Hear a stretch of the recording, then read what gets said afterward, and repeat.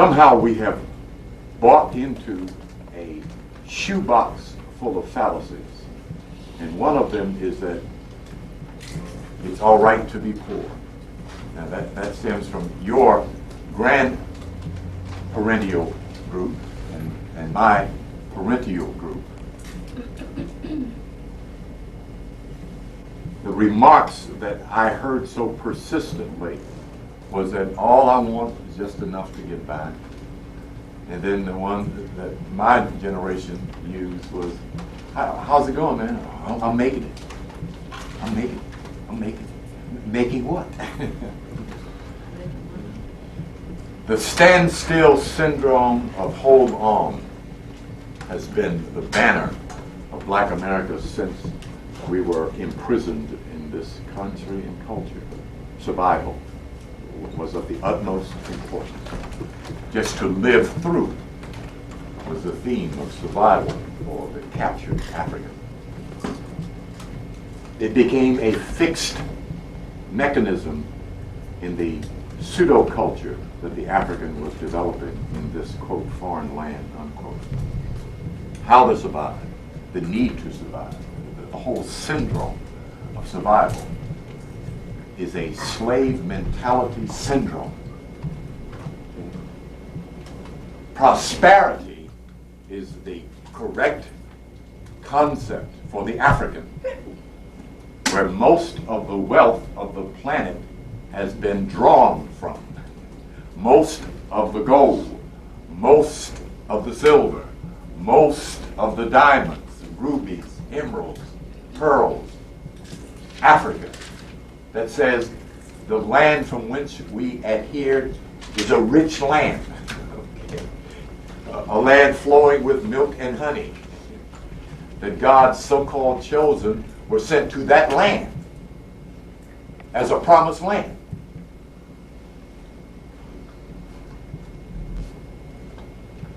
In W.E.B. Boble's book, The Golden Trade of the Moors, there's a recording of the tribe called the Mbutu, the lip disc culture in West Africa. The ones who took a small flat rock and placed in their mouths to stretch their lips as they grew, because big lips had prestige in that cultural community. It literally stems from the vision of Mother Zedekias, who appears with an enormous, gigantic pair of perfect lips.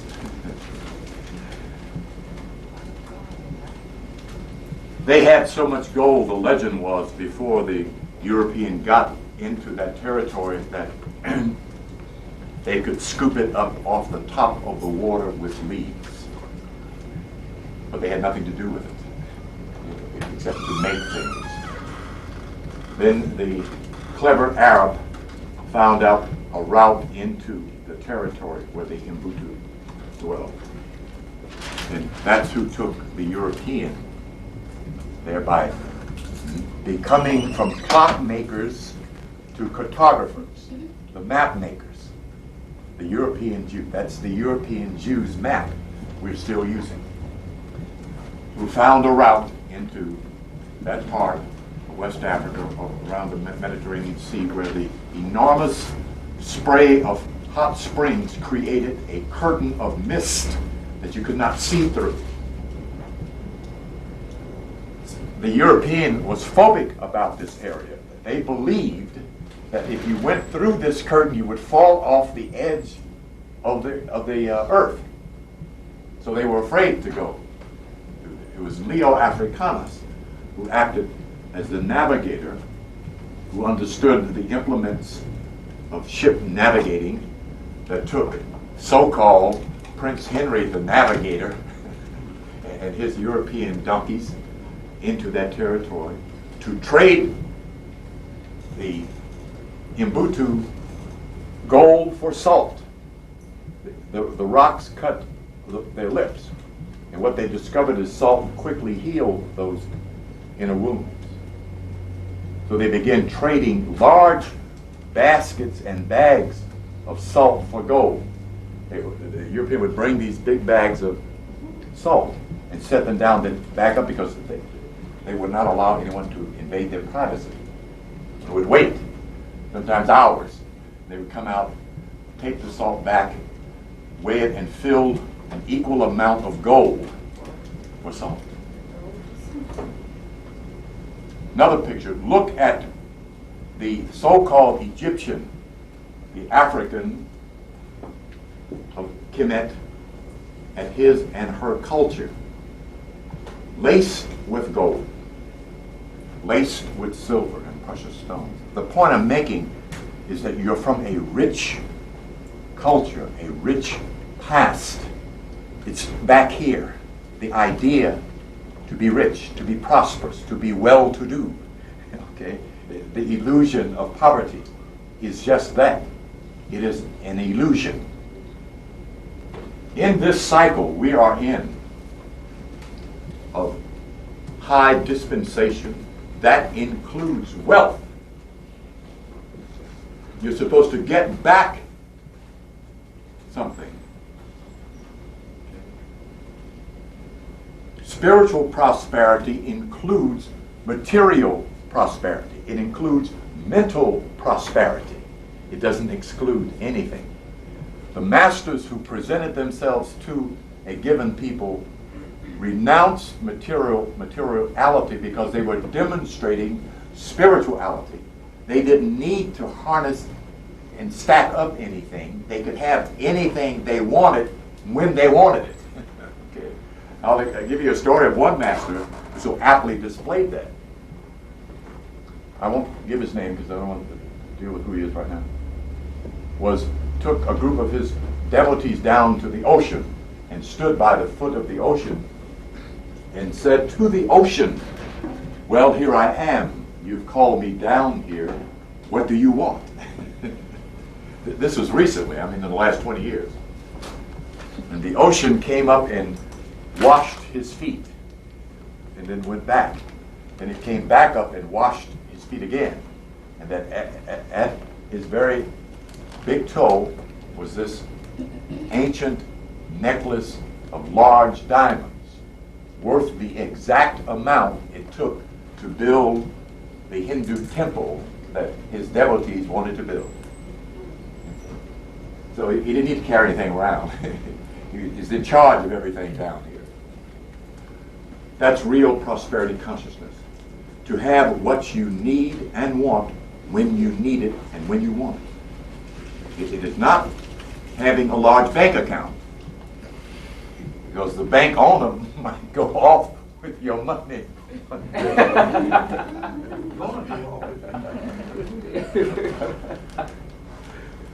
In your consciousness, that's where prosperity is. The reason I'm mentioning this is because many of you have a phobia about the idea of gambling.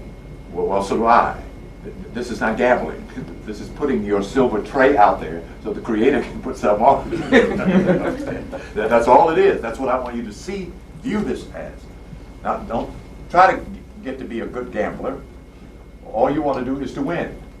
The only concept to keep in mind is to win. Okay. This is the number that fell Thursday, I think. And this one, and the one I'm looking at coming behind it came Friday. Okay. This is the way you set the number up for the tic-tac-toe part of the workout. If you all did not get the first part of it, you can rent the tape. It's on there. I'm not going to go through it again. That's how it's set up. Okay. You look at the numbers that are missing, and it's very interesting. Then you couple them. 26, 27, 28. It's a very easy one this time because you only had 1, 2, 3 couplets to work with. The number that fell behind this number is 427. If you took each couplet and went through these columns, you would have found 427 right up here by moving one number down, the 4. See it up there? Okay. See that? Okay. It's not magic, it's math. See it up there? It came 427. I think this way it was 724. There's something else I meant to mention. When you find a number, and I'll tell you what I mean by find, because sometimes you calculate and then other times you find a number. Let's say it came that way. And if you have the money, you play the number this way and that, forward and backwards. Okay? Straight. In other words, if you'd had $5 straight on that, Michael, how much money would you have? 5 times 400 in Georgia right now, or New York numbers. 5 times 400. Okay, now, let's look at the columns. 427 is what?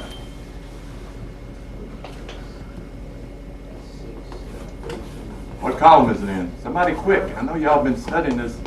It's columns, I know now. 4. No. That one brother there can't even count.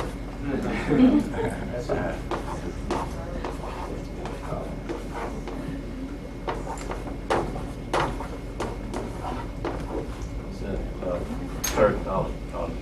Huh? Third column. Thank you.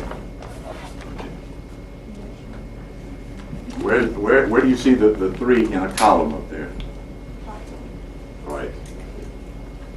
This is the column you first look in, or the column to consider playing.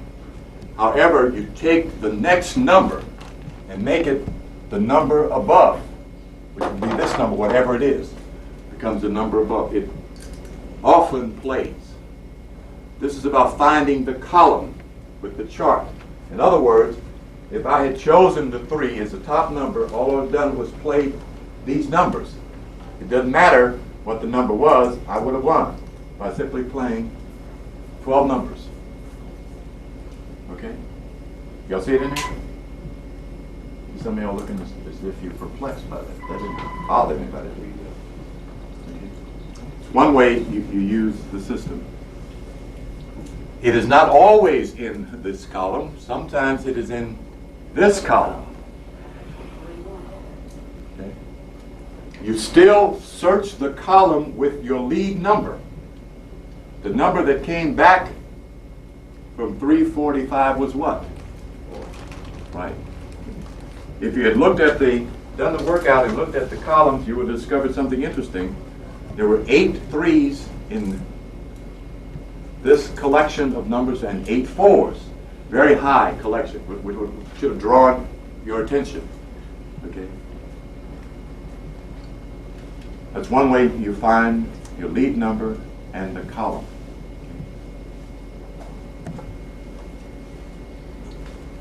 I got a few little anecdotes here rolling around my head. They'll come back to me in a minute about what to do with that.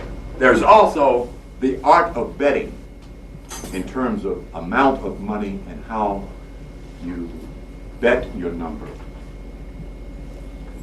My suggestion is don't go beyond 10 choices.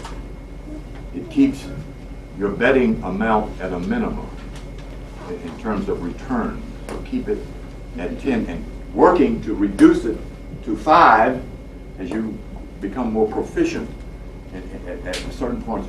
You want one number hemmed up in a corner with a pocket full of money to put on it. By that I'm talking $20, $30 on one number. Then you go to the window with your shopping bag on that day. This money is tax-free. If you play your number single ticket at a time, it should be set up the same way.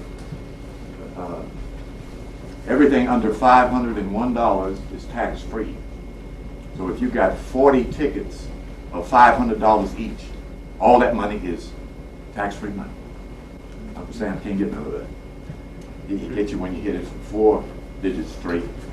But $10 straight on a 4-digit number will bring you $50,000. But he wants 35% of that.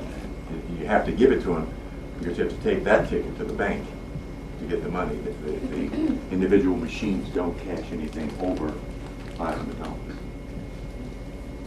At this point, use this workout. Keep expanding your prosperity consciousness. If you can't do it with an idea, do it with things. New house, new car, new shoes, sisters. Buy yourself a diamond ring, sister. Improve your consciousness. When you hear the crawling thing in the back of your head of, I can't afford that, I ain't got no, go back and get that little fella out your head, because he will ruin you. Okay? He will make you keep your $2 in your purse when the Spirit is giving you the number so you can get 2,000. Okay? It's going to happen. It ain't no great prophecy. I'm talking about experience. I was downtown one day, and I mean, it was interesting. I'm sitting there with one of these little leaflets, smaller than that, and I had it holding my hand like this. And there was a pyramidal symbol on it, and the number 604 was in the pyramid. And I'm standing there talking to this one dude, the Spirit is going like this with my thumb. Back and forth, like. So I took it out of my hand because I thought maybe my finger was nervous. And I sat there and I drank my coffee, read my book, smoked a cigarette, and the Spirit kept doing my finger like this.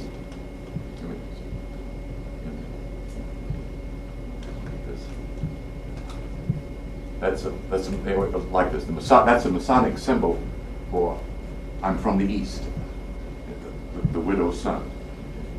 First time I saw a white boy standing there talking to another white boy like this in a bar, and the Spirit turned my head like this. And just made me stare at it. Finally showed me the pyramid.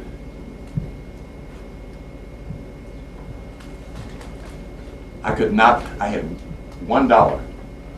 The bus fare in Ohio at that time was 85 cents. I had a choice. Play this number. And if I miss, walk home. Or either play this number, catch the bus, and go home broke, and have to come back broke. That's the choice I had. So I waited about 6:35 and to sit there. The arcade was closing, folks leaving, and nobody came back. I knew, to lend me this, let me borrow this. Nobody. I know 85% of Cleveland. I didn't see nobody that day. I knew. So I sit there and said, that ain't such a far walk. It's about 5 miles. So I went on in there, $1 box, and $1 brought me 83 cents. Ate good that night. Got me a 40 ounce or two.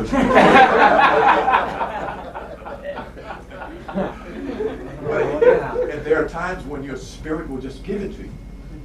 The question and quest is, do you believe your own God? That's the challenge. And it's going to happen. It's going to happen. I'll say when I see it, told you so. Okay? Keep that in mind. Okay. Let's put that aside unless anybody's got any questions about this part of the workout. Anybody? Okay, nobody. Okay, good. Where's my razor? Behind the computer. Behind the computer. Thank you.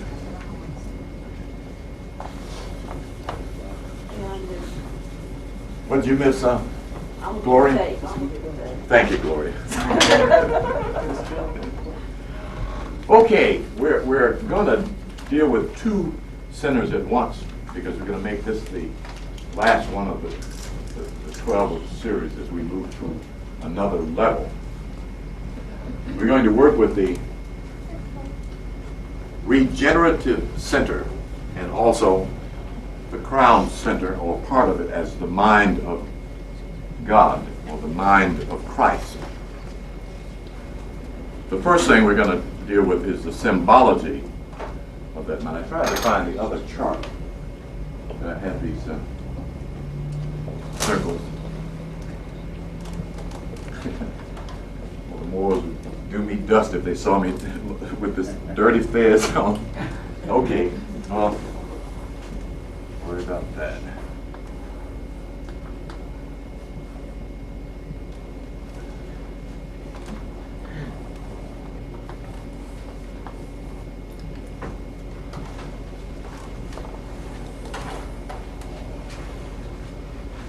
There's your Easter egg.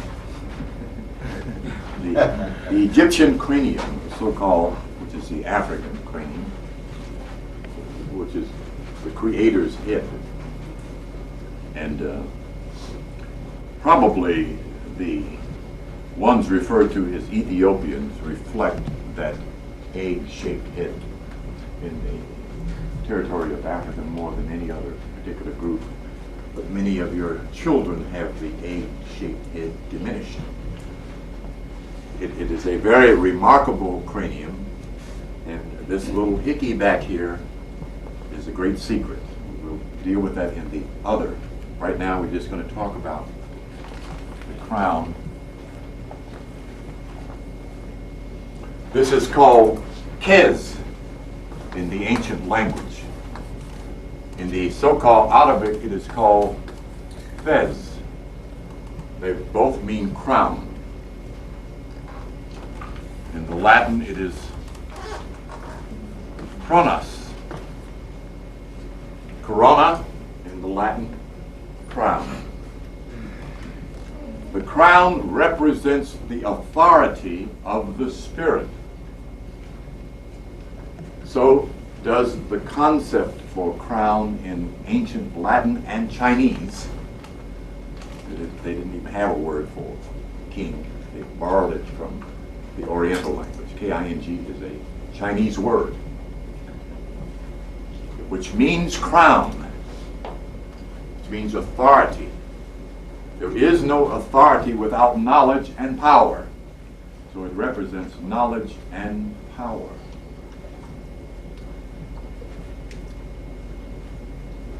These are 4 quarters.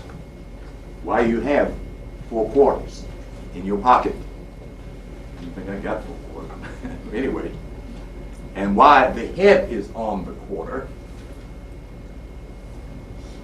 in Masonic symbology, it represents the head of 1. 4 quarters equals 1. All right. 1 equals God. Ahad, had, 1 means God.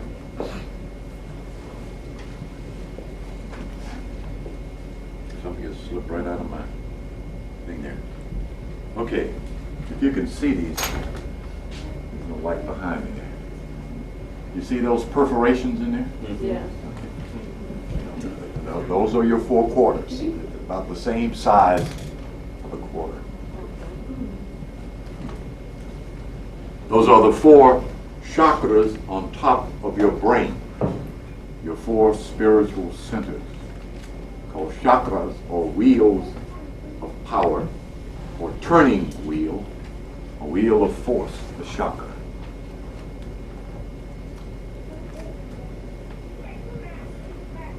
This little nib here is Seshumna. We won't deal with Seshumna, but you may as well know what it is anyway. We will deal with it. Somebody got the lady blocked in. Is this word in the book? Yeah. Seshumna. Right? Just write that word down. Seshumna. And what is that? Seshumna. 22 inches. On the head. Is it on the glass or? No. It is depicted up here, but that's not it. It looks more like this. But it hasn't arrived yet. It comes later. Okay.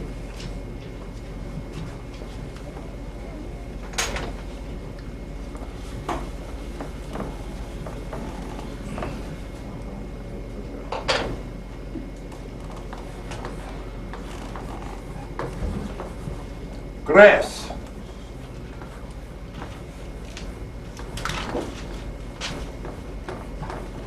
Krishna.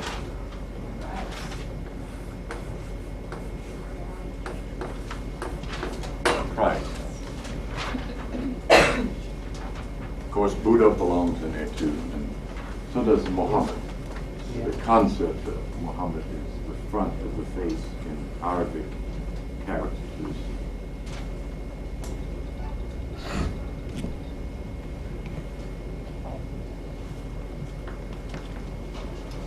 Got that?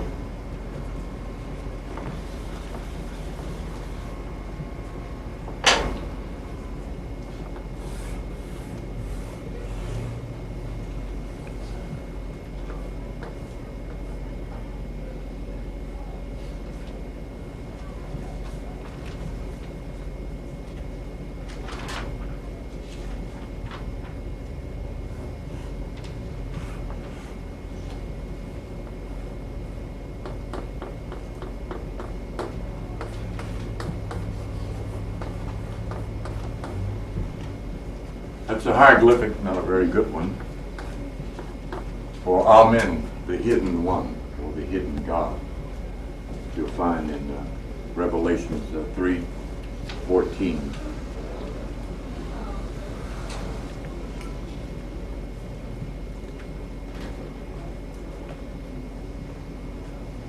Amen is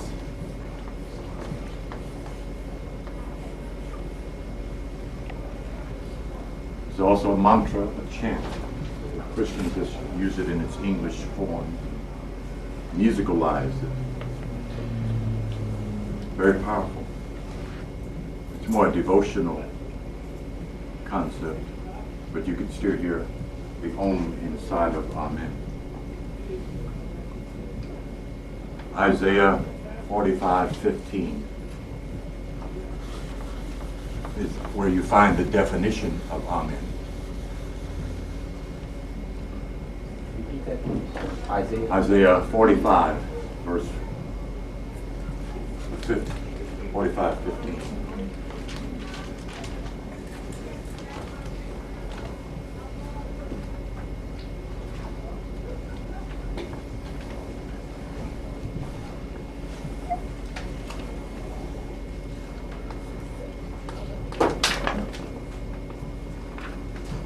Approximately 7 inches in height. It says,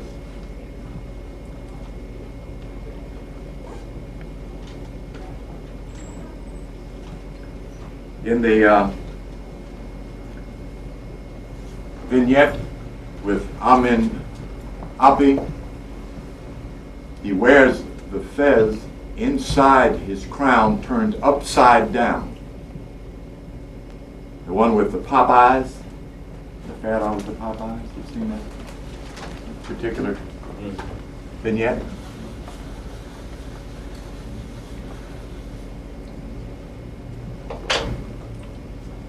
There's a black ball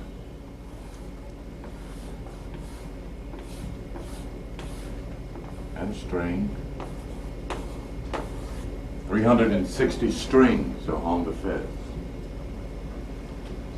The ball represents the black dot, the beginning of all things, matter, mama, mater, mother. The strings represent the degrees of perfection. The ancient Moor, the modern Moor.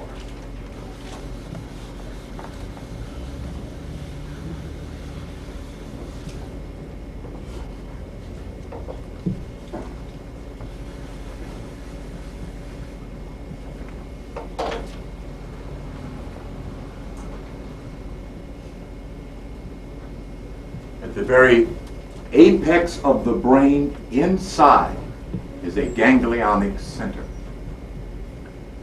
Now, this is one of the 12 faculties interconnecting all of the other faculties. There are 5 in the head, as you've noticed, and 7 in the body. You'll find that also in Revelations. We'll deal with that when we get to the 12 signs of the zodiac. In awakening the supraconscious mind, that's what we're talking about.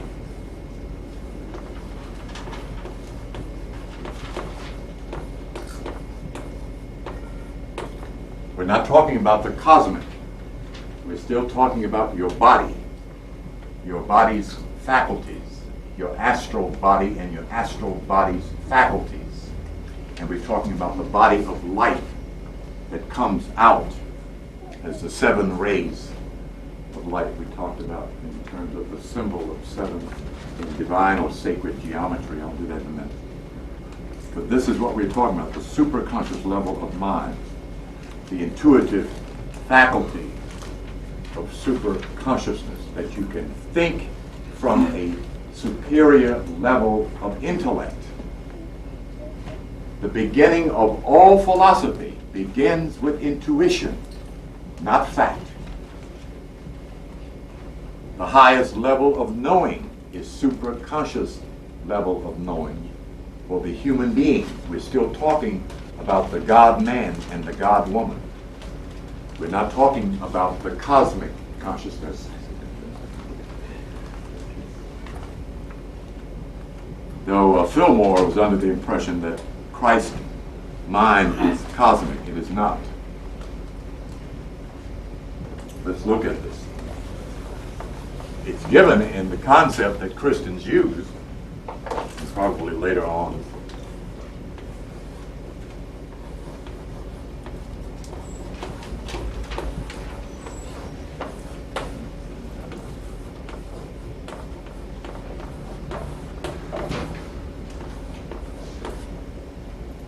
The Son of God.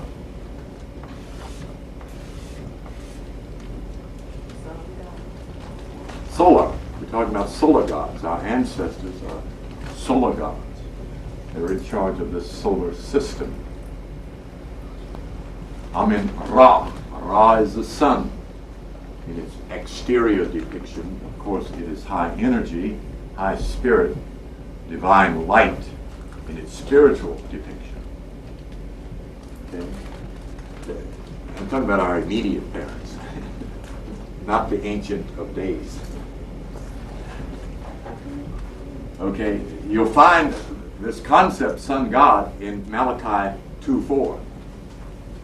The Son of Righteousness, S-U-N, it says in Malachi 2:4, not S-O-N. So the woman is also the Son of God. Okay.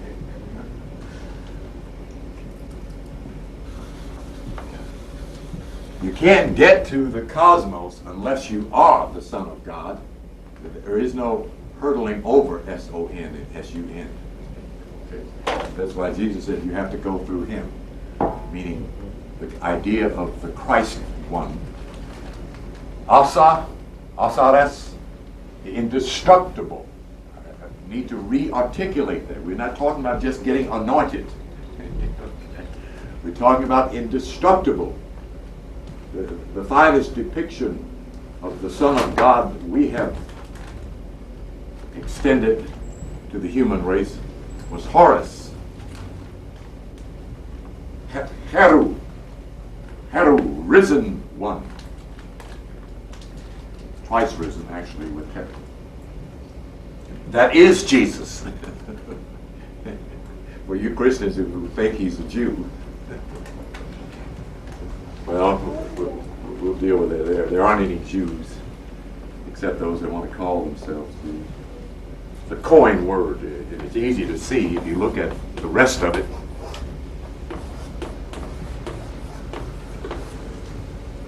What they're talking about, that's why they're Rubenstein, Diamond, Goldberg, Silverberg.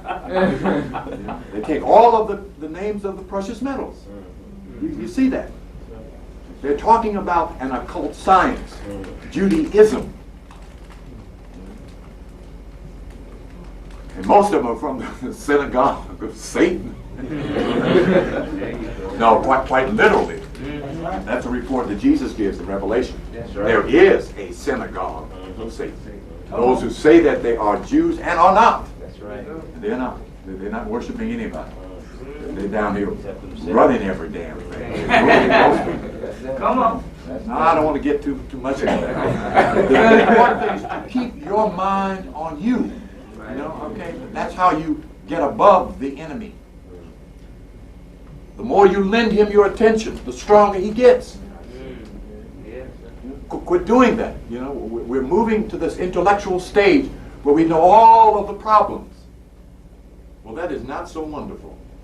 We need all of the answers. Damn the problem. We've been dealing with that enough. I think it was Alley Pat. Let me divert for a minute here, because it sure enough made me a man again. Alley Pat. Is he on the radio too? Yeah. Alley Pat. Yeah. Playing the blues. And there's a record out that says that white boy sure enough can sing the blues. He can sing the blues.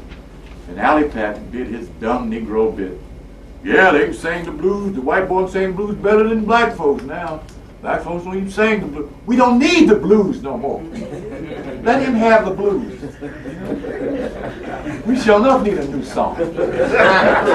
Let him sing the blues. All that melancholy of feeling sorry for ourselves, how we've been, we don't need to do that. We're talking about perfect. That is our theme. Be ye perfect while you're in that body here now. Ain't nobody up in heaven sick. Ain't nobody up in heaven poor. Ain't nobody. We need power down here to solve those problems of poverty, of sickness, of death. There is no incurable disease unless you think it's so. And that's what fastens you to everything down here. Your thinking. As a man thinketh in his heart, where you have 12 hearts. Heart means center. So is he. If you think positive, good, wonderful, marvelous, and perfect, so shall you become. Understand your power. That you already have power and you've been using it. If your conditions are unfruitful, you've been using your power the wrong way. Repent. Turn around. Turn your mental thing around and use it positively. Okay. This gland, pineal or pineal, and the pituitary, when they hook up, when they get married,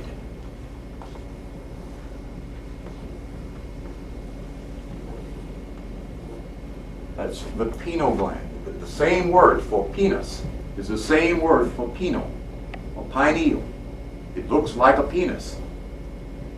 In the woman, it is her clitoris. The one when you're not walking upright is the one you're hooked up with down here. For the one walking upright, he's hooked up here. This is the pituitary gland.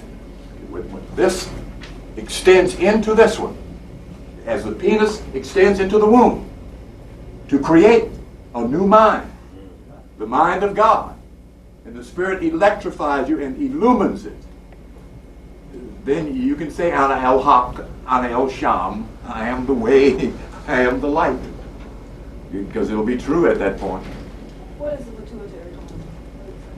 It's really the general of the physical body. It's the physical implement, which is almost mid-center of the brain. It isn't in the third eye. This is where we use as a point of contact when you read in the Yoga Sutras or yogic knowledge between the eyebrows. You're really focusing at a point midway between the back of the head and the front of the head. It kind of gives direction to all of the rest of the glands. It really is the father gland. Okay, I don't want to get into too much. What's your name?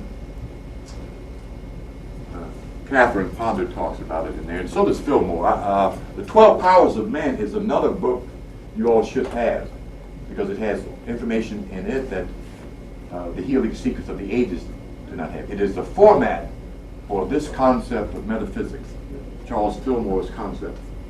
But he was such a religionist that he kept harping on the problem of sexuality, lust. That was his big thing from the school, where the real problem with man was his sexuality, which is a big problem. It is. It really is. Because you can't use the glands to do both things. You can't use it to do the jump factor and the raise factor at the same time, because you want the energy to go this way. When you jump, the energy is going this way. It's going south. Okay, let's look at this. I'm glad I mentioned that word south. I brought to mind these concepts here. That's supposed to be a head.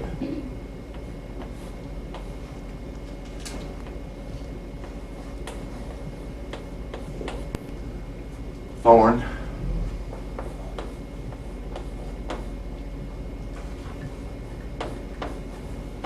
We're supposed to put north up here. Okay.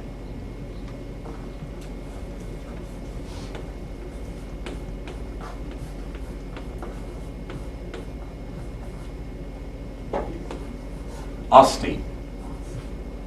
Another name for Isis.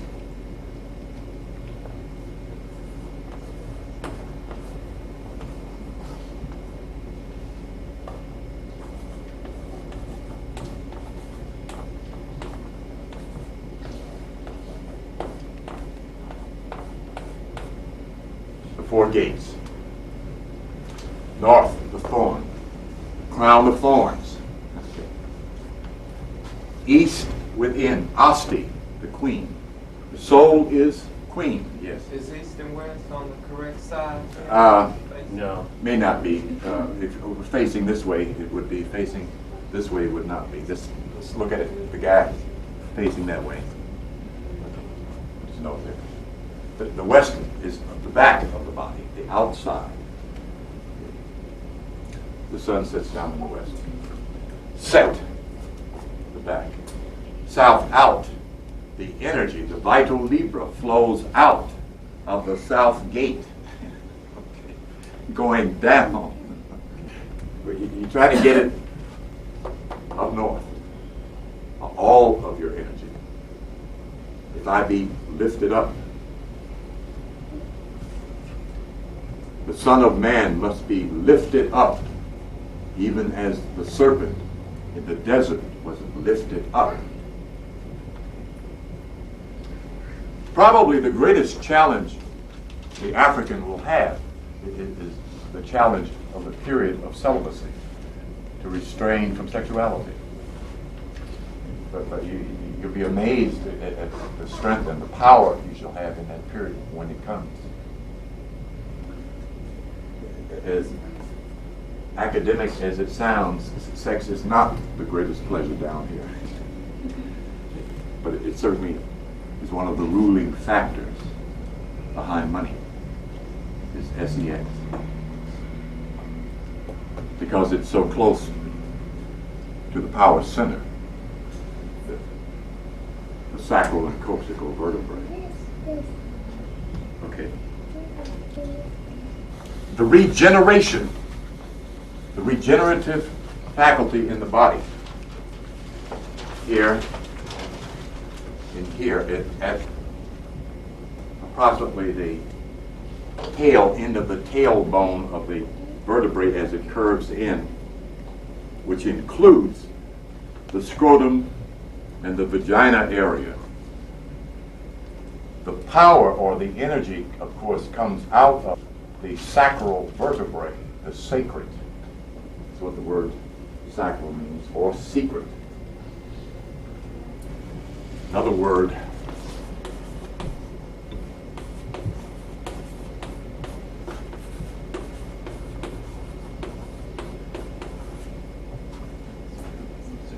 right. What is being secreted is the secret.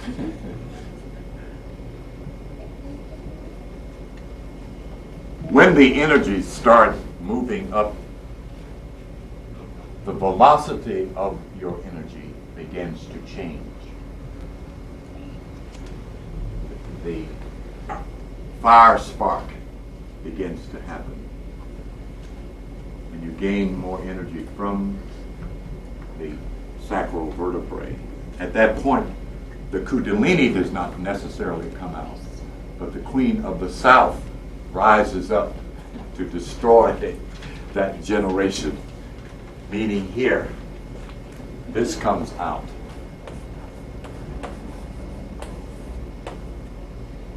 Of course, it's already out. I mean, we literally live in a fire body. Our energy is literally electrical fire. It's what you live with. It's what you make rupee with. And when it's not so good, ain't no fire there. Why laid out the code of rotation, because if you keep doing that, you'll spoil your relationship with your companion. If you go on a long spree of 7 days non-stop sexuality, your body doesn't have an opportunity to replenish the spermatosa and the ovum that makes the vital vibra and helps to draw out the fire so that you have power. Okay? You become drained. You use up all of your vitality, your energy, and you end up jumping on empty, and it irritates the nervous system, particularly the vertebrae. And when that's irritated, everything around you will become irritable. So keep in mind the idea of revitalizing. It takes 24 hours for the body to make another ample supply of spermatosa and ovum. It takes 72 hours for it to distribute it throughout the body. It's got to travel all the way from the south to the north to revitalize the brain. The brain uses spermatosa and ovum and sugar to make brain matter and to revitalize itself. And of course, it uses fire. Okay. A finer fire than the one in the stove, but fire nevertheless that will burn you up. Okay. The statement, "O Lord, the zeal of thine house has eaten me up," is an indication of how powerful the fire of zeal, which is referred to as in the scripture as the fire of righteousness, does not mean right thinking. It means a thinking fire, a fire that knows what it's doing in the body and goes to the places where it's supposed to go to cleanse the body, the chafe in the body.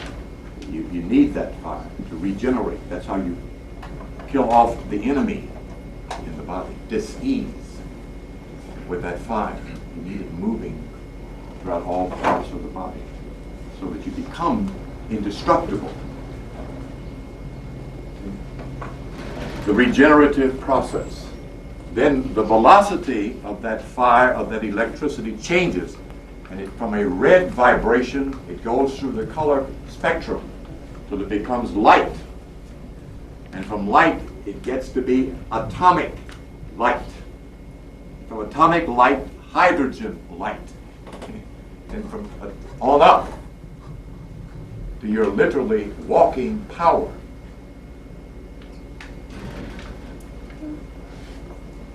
The concept of God is all power. That there is no weakness in him. None at all. And that is what we are supposed to be doing down here. And in that cycle, you're bringing divine beings down here. They're coming to help, and they're getting crushed. They usually come in the most pitiful of conditions. That's love. The Bodha Vista, the everlasting mercy of God, sends great souls in the worst of conditions. The one picture that explained that to me on the cover of a book of a jet black so-called Hindu woman standing in the midst of a group of the so-called untouchables, the wretched of India, holding a baby. She brought the technique of baby massage for babies that were dying. She showed their mothers how they could massage them back to life. And the woman's image was so powerful, you could feel it almost halfway across the room. And there's nothing else you could say, but that was God on that paper. I mean, she had on raggedy clothes. There wasn't nothing raggedy about her. G-O-D was standing there. Okay. That's your nature. Draw that out now, so you don't have to come back here and do it again. Okay?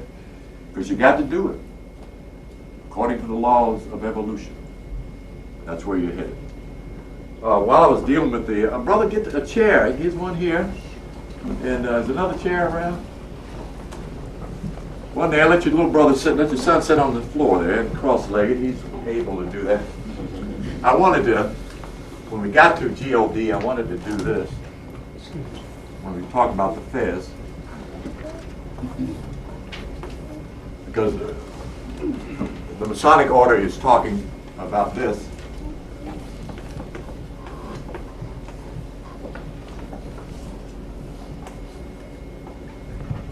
Democracy. Governor of democracy is what they mean, G-O-D on the dollar bill. On the exoteric, outside. They also mean G-O-D on the inside, generator, operator, destroyer. Okay.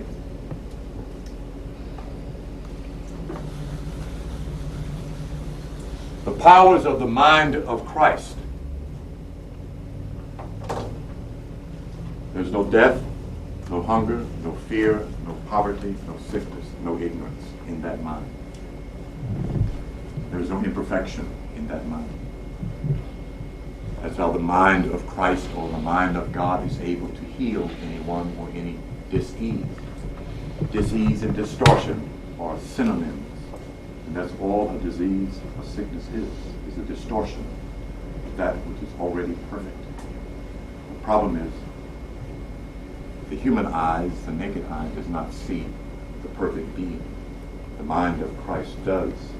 And whatever that mind sees is, no matter what it looks like on the outside. We are made from the inside out. That's how you heal. Inside. Bringing the image of the person inside your consciousness and seeing that person complete, whole. Seeing the crippled person standing up walking. Seeing the one with arthritis or tuberculosis without arthritis, tuberculosis, or whatever dis-ease it might be. You don't need to know the name of the disease. You only need to know the name of the person to see them in perfect health. When you're hooked up with all 12 of your disciples, okay, the 5 in the head and the 7 in the body, that is the mind of Christ. It's not in the head. It's throughout the entire body, from the crown of your head to the soles of your feet. I think I mentioned this once before. That looked like it. It looked much like a foot. My heart is getting hard.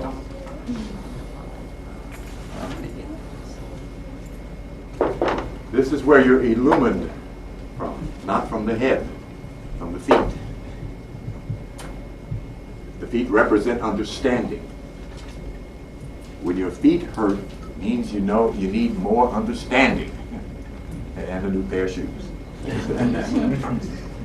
All of the nerve centers in the crown of the head or in the cerebral cortex are interconnected, ending in the feet. This is the foundation of the earth, your feet. Not the foundation of the world, but the foundation of the earth, your earth. Okay. This is your heaven.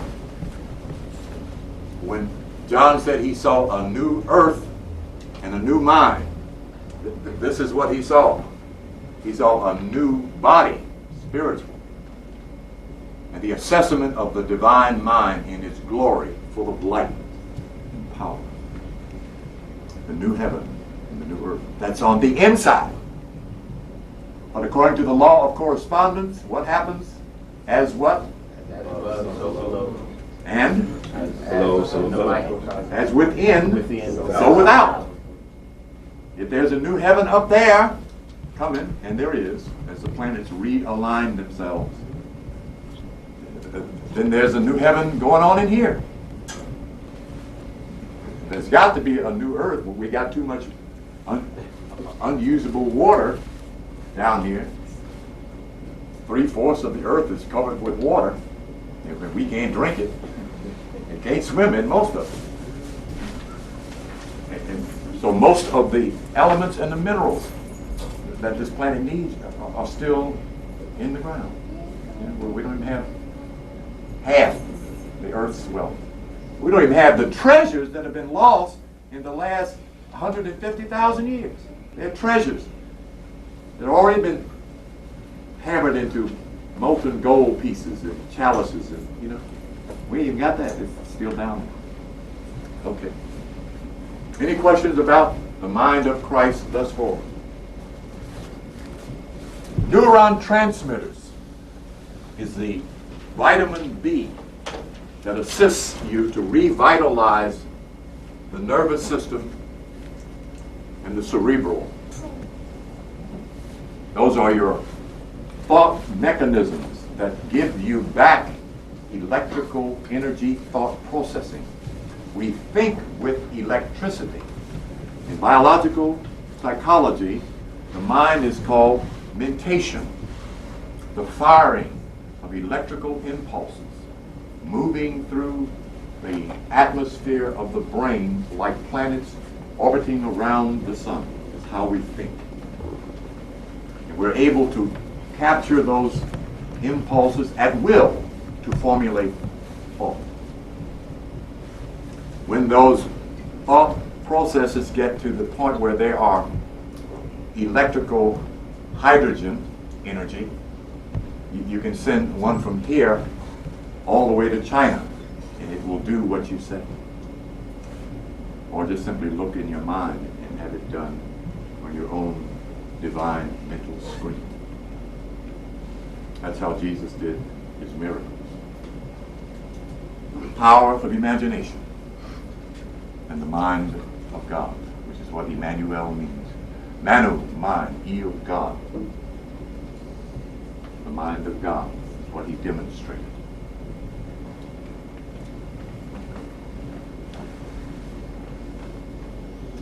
This power then illumines and quickens the other faculties in the brain and throughout the body, and they become supra powerful. In other words, your faith becomes super faith. Your inner strength becomes super anized, I guess is a coined word I could use. Everything heightens, everything strengthens within you. You become powerful. That's the mind of God.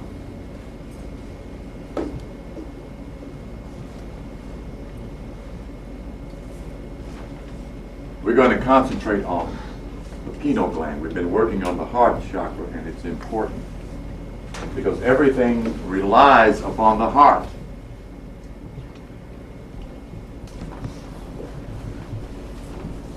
There's a transference once you get all of these faculties awakened in the head, and they move from the will center back to the root of David, which is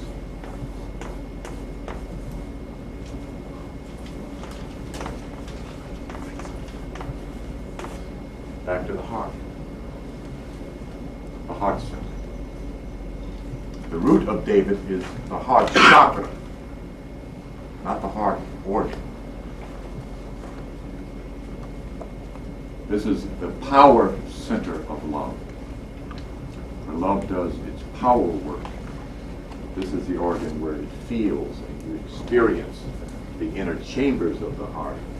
At some point, your spirit will invite you into your own heart, reducing you to about that big.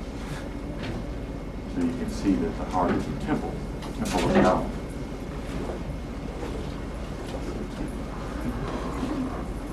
Major key for the African in America and anywhere else, as far as that matters.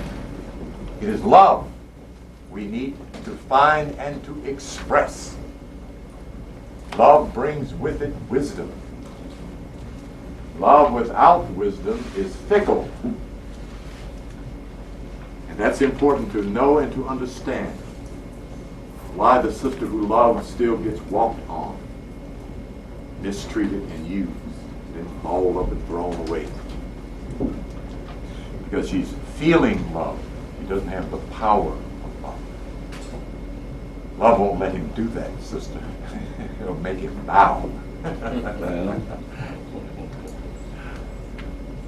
and help get him free. Love is the power that sets us free. It's not personal. It's impersonal. There isn't any Christian love, Islamic love, Hindu love.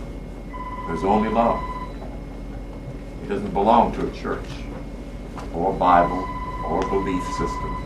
As to whether you believe it or not, love exists. And it's important to know that, particularly in the face of what we are seeing with our youth getting destroyed. You know, I know we all felt very helpless when we found out this little girl had been shot by a dumb Negro child playing six-gun shooter in the streets. A child who died before her time. The Lord didn't take her. But there's nobody in the community to raise her up, is there? But that's what Christ does. Raises the dead. Not only the dead mentally, the dead spiritually, raises the dead physically. It's been done. It's being done now. Same master I mentioned about the jewelry. He sent a little boy, 10 years old, to the store to buy something. And on the way to the store, the boy got run over by a wagon, a horse-drawn wagon. And they killed him. And 2 days later, they buried the boy, and the master hadn't heard about it until the day they buried him. So they were all in there moaning and crying and wailing and so forth. And the master walked in and walked up to the car. Reached in and got the little boy out and set him on his feet. He said, "Didn't I tell you to go to the store and bring me back such and such?" And walked out. It's G-O-D.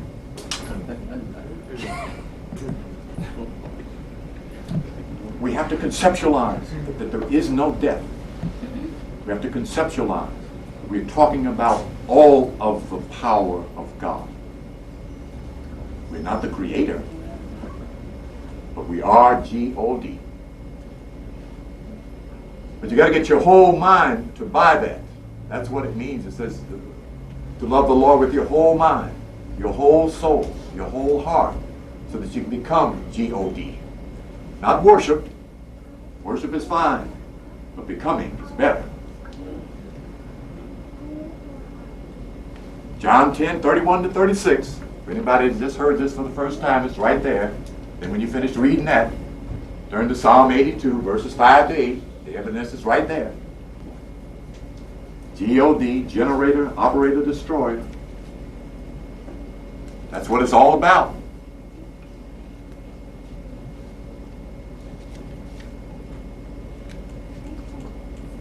The analogy is we see the European everywhere. You know, I mean, it's no longer just in America. In Russia, the European is dancing like a brother. Getting down. You think what is 1, 3, 5, 7 count? He's changing his sense of rhythm. He is. He's changing his sense of rhythm. He's becoming 2, 4, 6, 8. He's taking on the African sense of rhythm. He's becoming us. Every day. The question is, who are we becoming? Ain't nobody left but God to become. That's it. That's the work. That's the proposal of the universe. By simply understanding your nature, you would understand that premise. To make all the suffering worthwhile. Even if they gave us reparation, half of would go off and get on one of the biggest drunks we could find, call it from being happy. It's not about money. It's about power. Power awaking you through the mind of God. That's how you get to that power. Being guided by love. I can't overemphasize that, because it comes to that point where your spirit gives you a challenge, gives you some power, and it shows you what you can do with it. How you can rule down here over the lesser. I mean, the whole bit. You get the whole bit. You get everything Jesus got. Try to go the right way with it, because it's a trick. It ain't real. Hitler went the wrong way. Alexander the Great went the wrong way. Finding the right path through your heart. Love. Very important. Any questions about the mind of Christ, the mind of God? Two Moors just come in. I want to welcome you, brothers. It's good to have some seasoned Moors in the house. Brother Yield, Brother Bay back there. Okay.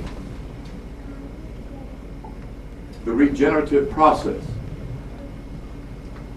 begins with your thought process, and it's important to know, I think, to reassure yourself that when you sit in meditation, something is happening. As soon as you close your eyes and bring your attention up here, all of your energy starts in that direction. Energy follows attention. Blood energy, pranic energy, emotional energy, oxygen energy, etheric energy, and light energy all follows attention. If it were not so, the brother could not get it up.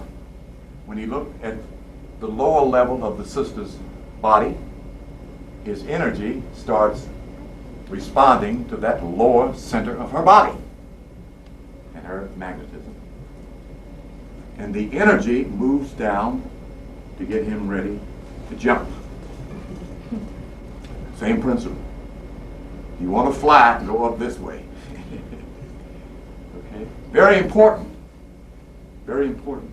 There are different stages of where energy is granted, and you have to make a choice of what you're going to do with that energy. If you're concentrating on things spiritual, things divine, you can keep it up above the navel, nava, the water center, the water fire center. If you let it down there, if it gets out of hand, you're in serious trouble. Ain't enough women on the planet for it. I mean, you're talking the wild thing. You don't have to be doing the wild thing.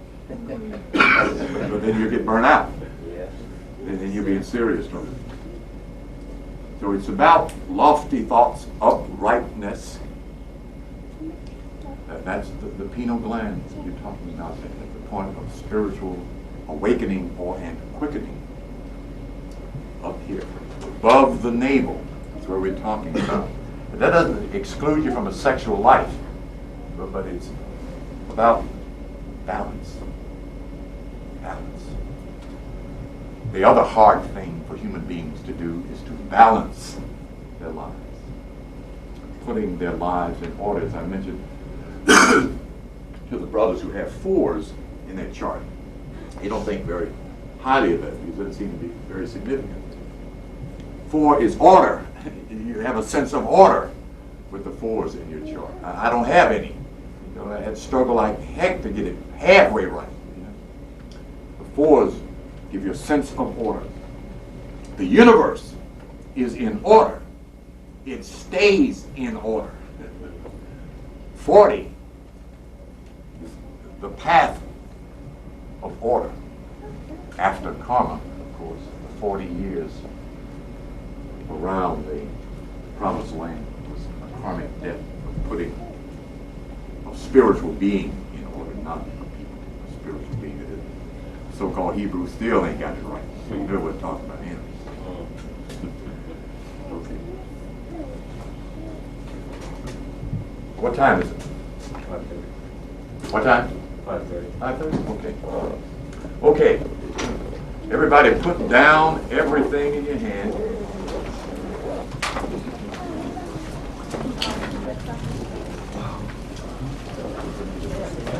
What are we going to do with that after meditation?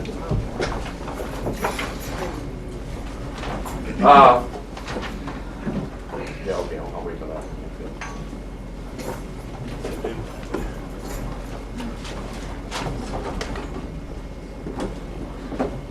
Okay, we're going to move from the heart chakra to the third eye.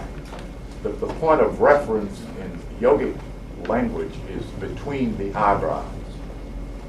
And actually, you're not focusing between the eyebrows, you're focusing somewhere in the middle of your brain area. It's kind of an invisible point. Don't try to find the pineal gland, okay? You know, at a certain point, it will appear. You'll be able to see it. Find a point of focus in your consciousness. That's all. Somewhere in here, along this line. Keeping your consciousness, by that I mean your sense of awareness, up here. If your spirit turns your eyes up, fine. Don't force your eyes up. If you do, that means you're using muscle, which is tenseness. The purpose of meditation is the opposite, complete relaxation. So the point of focus is simply inside, somewhere between the front of your brain and the back of your head.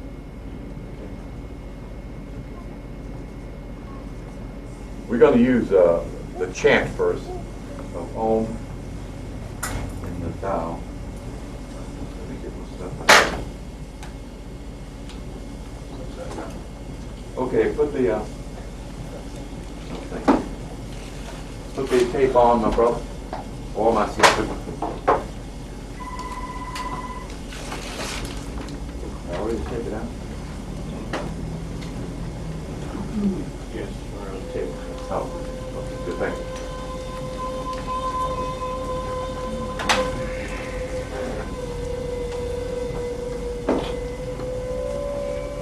Okay, the purpose is to relax, to let go, to go within, where we're made inside, to find you, your own God, your own power.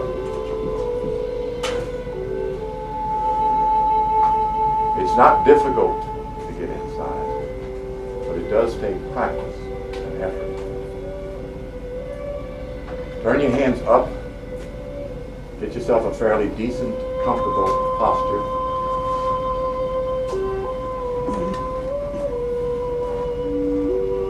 With music, you let the music in. That's all you do. You don't have to concentrate on it or listen to it or hear it. Just let it happen.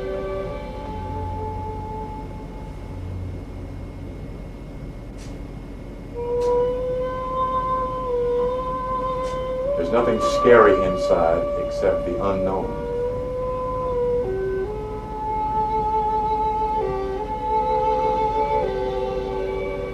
And once you find out who you are inside, then there's nothing to fear.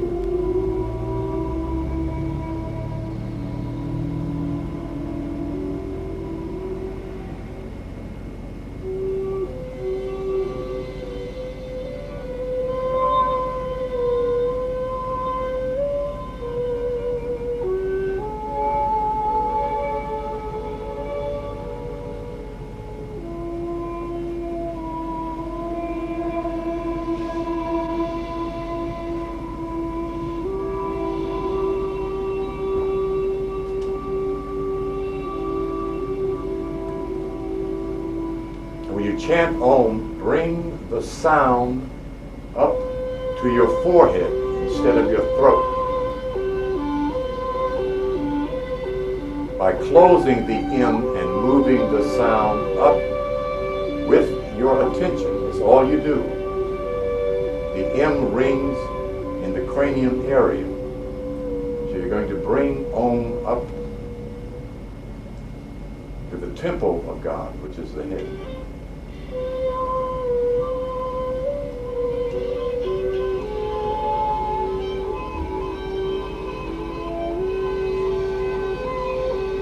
Keeping your attention focused inside.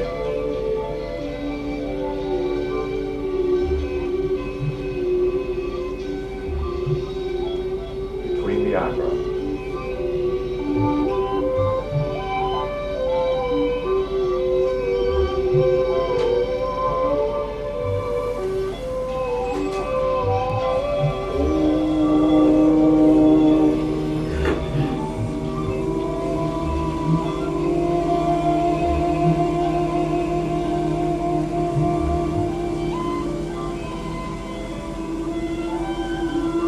closing the Om quickly, bringing it up towards the third eye between the eyebrows, just by lifting your attention. Take a deep breath.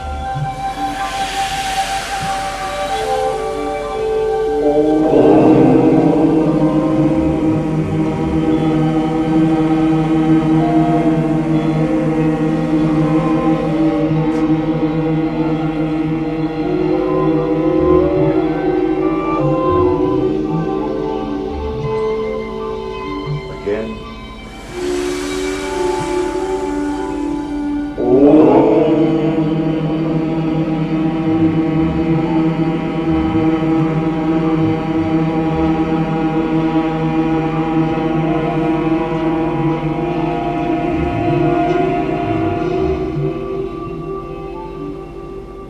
Again.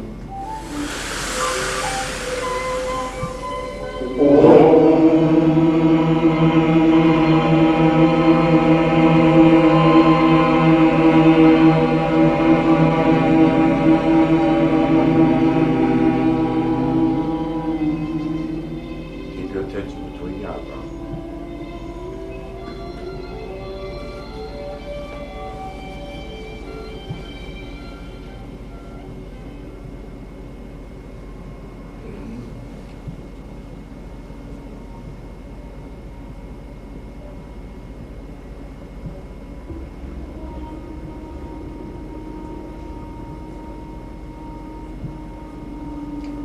Do the same thing with the Tao. Bring it up towards the third eye, midpoint in the brain. Feel the vibration of Tao in the cranium. Take a deep breath. Tao, Tao, Tao.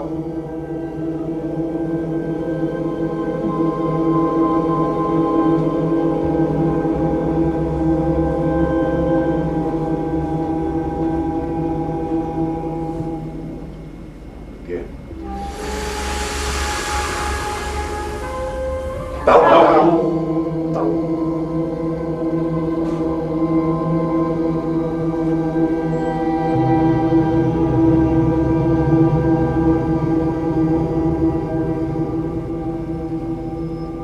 Again.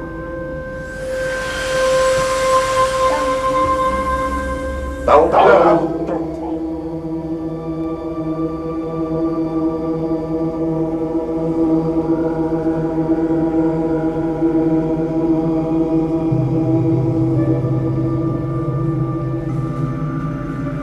Keep your attention at the third eye. Just feel the energy.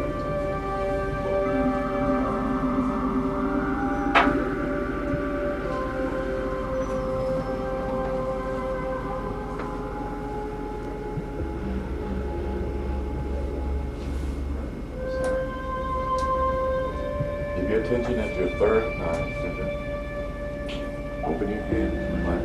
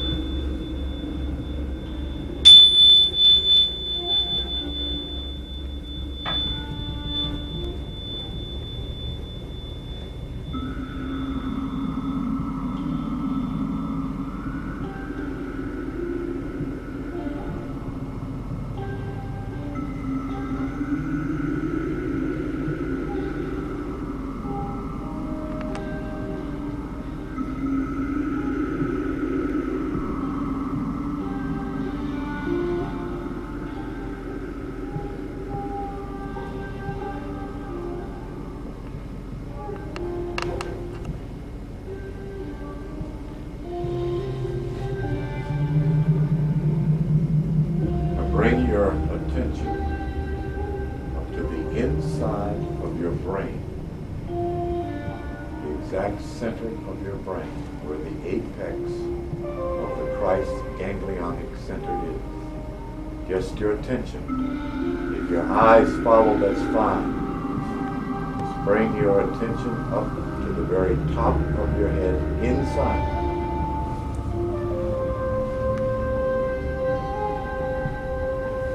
Hold your attention at the very apex, the top of your inner brain.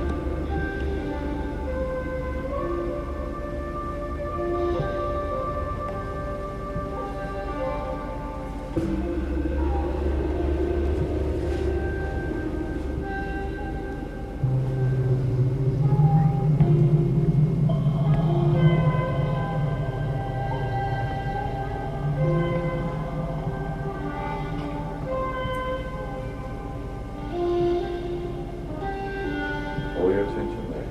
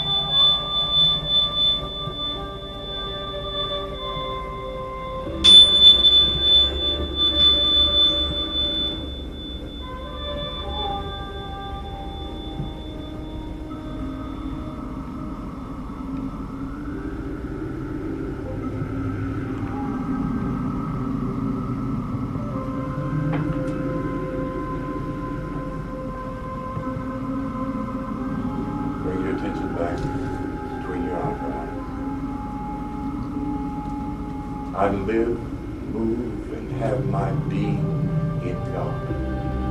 Together. I live, move, and have my being in God. Again. I live, move, and have my being in God. Again.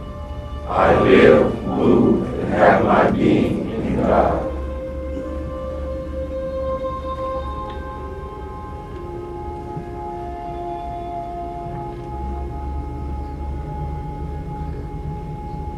I have the mind of God expanding. Together. I have the mind of God expanding. Again. I have the mind of God expanding. I have the mind of God expanding.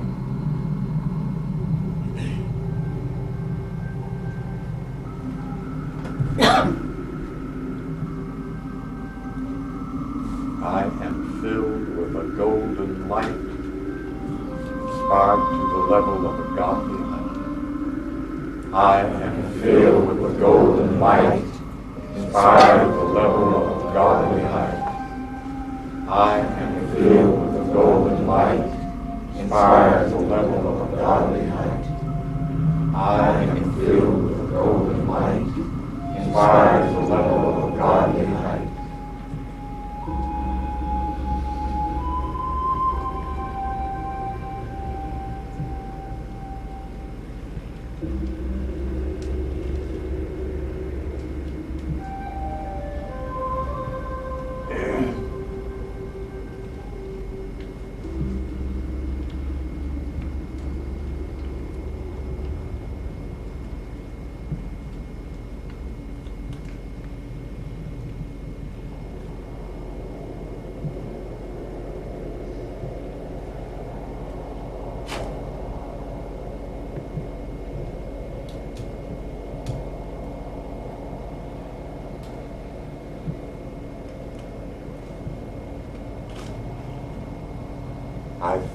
with the mind of God, and all my thoughts are perfect. Together. I think with the mind of God, and all my thoughts are perfect. Again. I think with the mind of God, and all my thoughts are perfect. Again. I think with the mind of God, and all my thoughts are perfect. Again. I think with the mind of God, and all my thoughts are perfect.